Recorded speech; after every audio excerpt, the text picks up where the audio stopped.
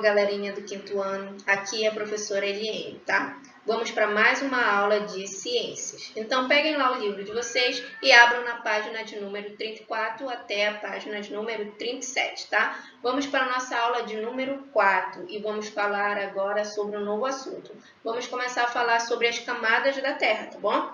Então, me acompanhe.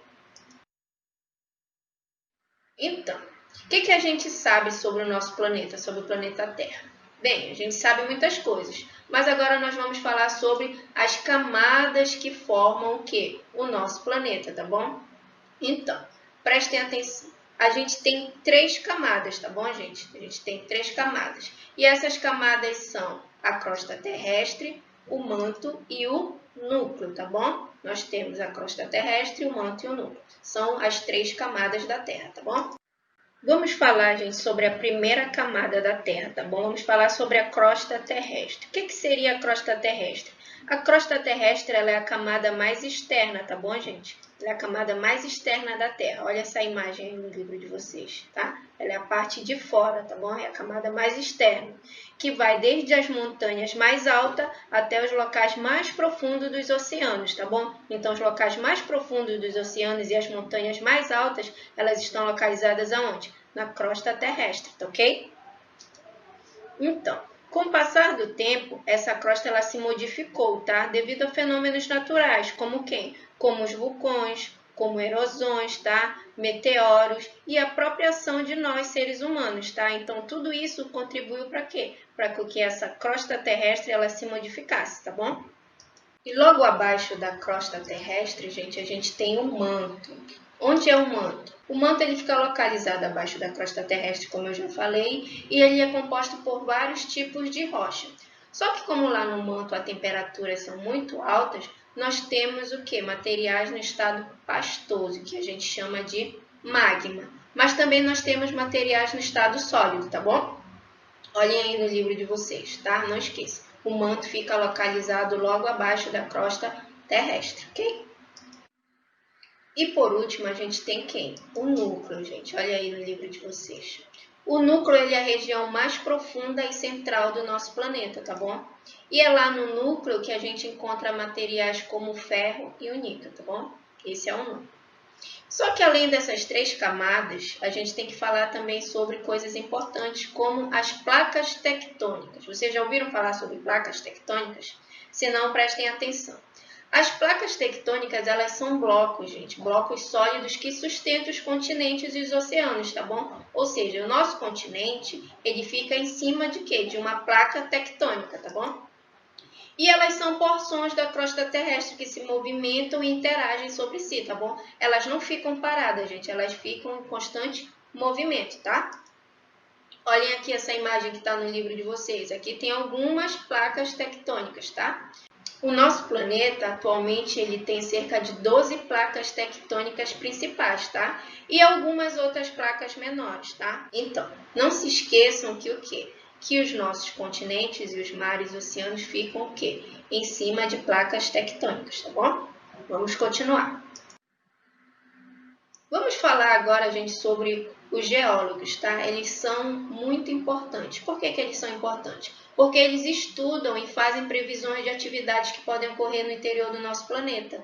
E eles visam o quê? A prevenção de fenômenos naturais que possam causar o quê? Alguma consequência ruim para a gente, tá bom? O que acontece? O que eles estudam? Por exemplo, os terremotos. Vocês já viram nos filmes como é que acontecem os terremotos? São tremores, não é? O que acontece? Os terremotos ou os abalos sísmicos, como eles também são chamados, são tremores fortes, gente, que podem acontecer na superfície da Terra, tá? O que acontece nos terremotos, gente? É quando as placas tectônicas elas se chocam umas com as outras, tá bom? Ou elas se afastam. E isso acontece e isso gera o quê? Movimentos, tá bom? E esses movimentos são o quê? São os abalos sísmicos ou terremotos, tá?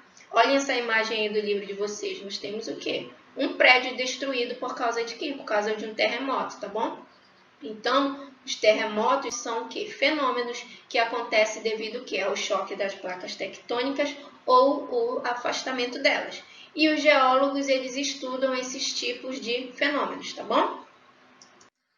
Então, no Brasil, vocês acham que já acontecem abalos sísmicos ou terremotos? difícil, mas acontece, como eu já falei, né? Por exemplo, aí, em 1986, aconteceu na cidade de João Câmara, que fica no Rio Grande do Norte. Aconteceu um terremoto e ele teve 5,1 graus na escala Richter, tá? Essa escala é o quê? Ela serve para medir os graus de intensidade dos terremotos, tá bom? Então, esse grau aqui, ele é considerado de médio para alto, tá bom? Então, ele foi um abalo que foi bem forte, tá bom? Que aconteceu aqui no Brasil. Além dos terremotos, existem também o vulcanismo. O vulcanismo vem de quê? Vem de vulcões. Olha aqui essa imagem de vulcão. O que acontece nos vulcões? As erupções vulcânicas também são causadas pelas movimentações das placas tectônicas, assim como os terremotos, tá? Então, quando tem a movimentação das placas tectônicas, ocasionam o quê? Erupções vulcânicas, tá? E o magma que é expelido, a gente chama de lava, tá? Que é aquilo que sai de dentro dos vulcões, tá bom?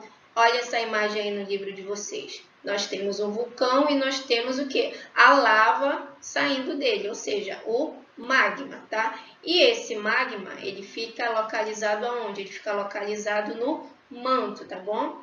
Então, quando acontecem essas erupções vulcânicas, podem causar o quê? Catástrofes naturais. Como o quê, professora? Bem, pode acontecer a destruição de uma cidade que fique próxima a esse vulcão. Se essa lava cair diretamente nos mares ou nos oceanos, ela pode ocasionar o quê?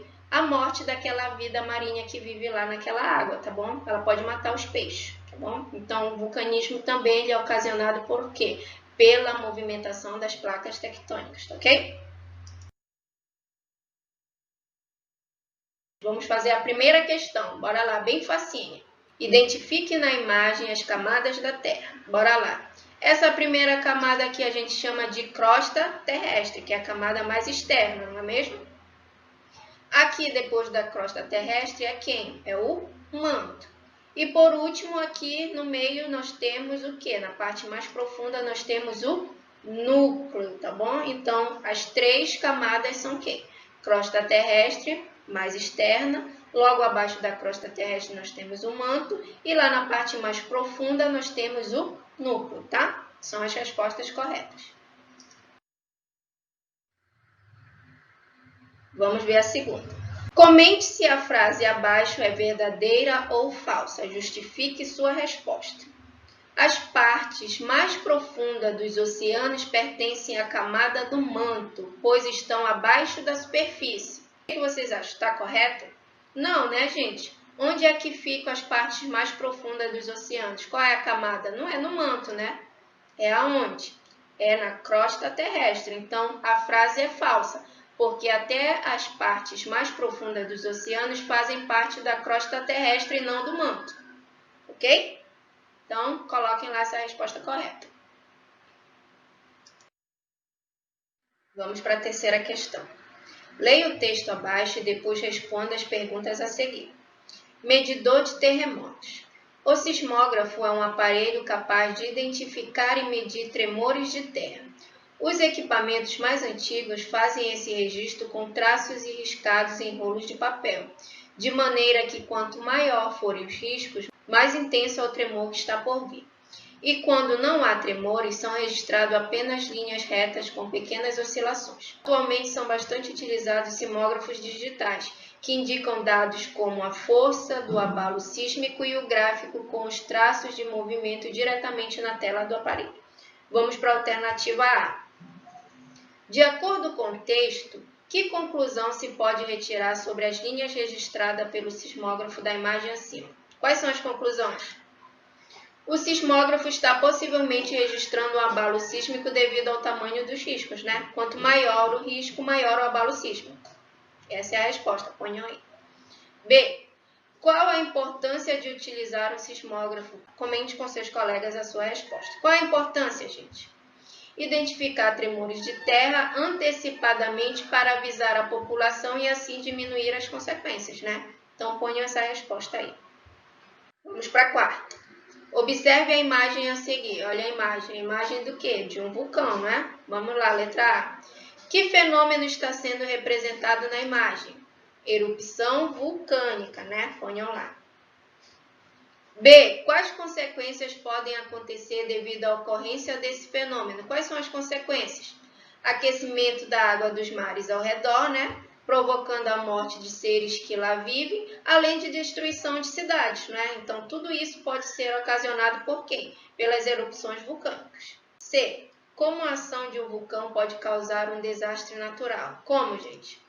Através da lava, né? Dos gases tóxicos, das nuvens de poeira que são lançadas, o que ocasiona o que? Alterações no meio ambiente, tá bom? Além das lavas, o que acontece? Saem o quê? Gases tóxicos e nuvens de fumaça, e tudo isso pode ser prejudicial ao meio ambiente, tá bom? Então ponham lá essa resposta. D. Onde fica armazenado o magma lançado pelos vulcões? Onde é que eu falei, gente? No manto. Então, marquem lá, manto, tá? E por último, a quinta questão. Leia a informação abaixo e depois responda aos questionamentos propostos. O termo tsunami diz respeito a um fenômeno causado principalmente por abalos sísmicos ocorridos embaixo da água. Como resultado, são formadas grandes ondas que podem chegar a tamanhos gigantes, mais de 20 metros, dependendo da magnitude do tremor. Devido às proporções adquiridas, tsunamis costumam devastar as regiões costeiras atingidas, causando a destruição de cidades inteiras. Tá? Aqui nós temos a imagem da cidade de Indonésia que foi atingida por um tsunami em 2004. Tá? Letra A. Qual fenômeno causa os terremotos que originam o tsunami? O movimento das placas tectônicas, né? Causa os terremotos que originam os tsunamis, tá? Ponha essa resposta aí. B. Faça desenhos em seu caderno para representar em quadros o acontecimento de um tsunami. Aborde desde as causas até as consequências finais. Se necessário, escreva frases que expliquem as ilustrações, depois mostre o resultado para os seus colegas de turma. Vocês vão fazer um desenho bem bonito aí no caderno de vocês, tá bom? E vão mostrar para os pais, tá ok? Então, esse foi o nosso exercício. Espero que vocês tenham gostado e entendido o assunto, tá bom? Obrigada pela atenção de vocês e até a próxima aula, tá bom? Tchau, tchau!